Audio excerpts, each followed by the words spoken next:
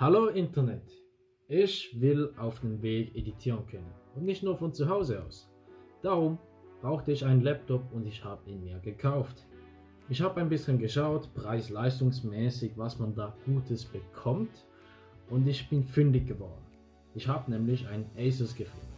Heute zeige ich euch, wie etwa das Unboxing ist. Ich habe das Ding schon mal ausgepackt, dementsprechend seht ihr nicht ganz genau, wie es vom Hersteller kommt.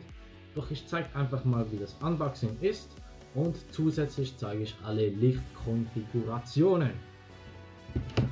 Also gut, das ist das Ding. Habt ihr gesehen, wie das ausgekommen ist? Das ist der Laptop. Der ist ziemlich groß. Zusätzlich kommt man hier drin nix.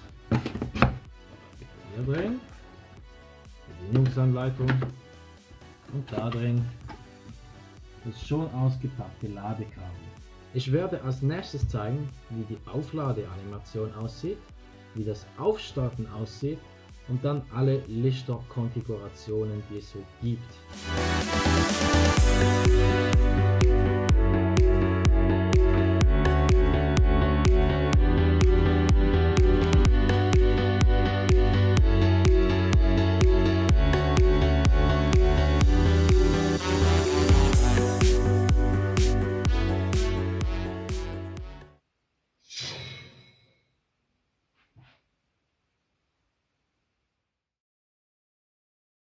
Said, wake up, man, and listen to yourself.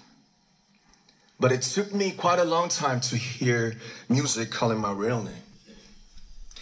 Even after making the decision to join BTS, there were a lot of hurdles.